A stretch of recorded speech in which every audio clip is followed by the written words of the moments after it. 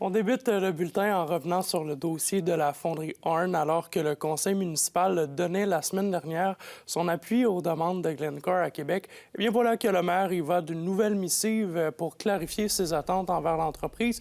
Mia, là, il s'adresse directement à des dirigeants dans une lettre. Oui, il veut que la multinationale prouve sa fiabilité et qu'elle passe à l'action. Et il réitère que l'extension consentie par le gouvernement n'est pas une période de délai et surtout qu'elle est conditionnelle à un investissement de Glencore pour améliorer sa performance environnementale. De plus, la Ville s'attend à ce que l'usine respecte tous ses engagements concernant la zone tampon. Donc, cela inclut le rachat de résidences ciblées, la démolition de bâtiments acquis et le verdissement du secteur. On écoute M. Chapado. La lettre est assez claire. Nous souhaitons voir rapidement des investissements, des engagements, un plan effectivement d'investissement, un calendrier d'investissement. C'était clair qu'on allait procéder de cette façon-là. On avait eu des discussions en amont avec l'entreprise. Donc, c'était justement pour officialiser là, les discussions que j'avais eues avec l'entreprise précédemment. On s'est parlé de façon régulière depuis mon élection, parlé avec le cabinet de François Legault, donc des échanges. Mais cette lettre-là visait à mettre clairement les attentes de la Ville de Rouyn-Noranda face à l'entreprise. Et Mia, le maire compte sur Glencore là, pour qu'elle encourage les gens concernés à adhérer au programme volontaire de décontamination des sols.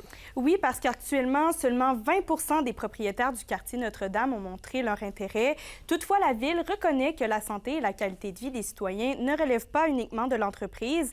Elle tentera donc, avec Québec, de trouver des moyens susceptibles d'augmenter la participation. À nouveau, Gilles Chapado.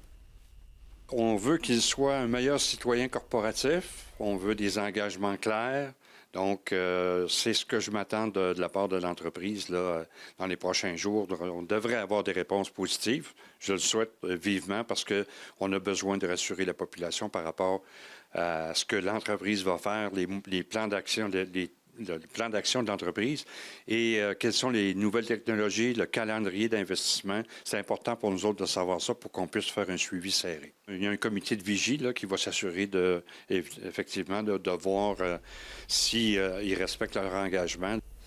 Finalement, par respect pour la population, M. Chapado espère que l'entreprise se montrera transparente et précise dans ses intentions. D'ailleurs, j'ai tenté de rejoindre un représentant de Glencore ainsi que le député provincial Daniel Bernard, mais aucun n'a souhaité commenter.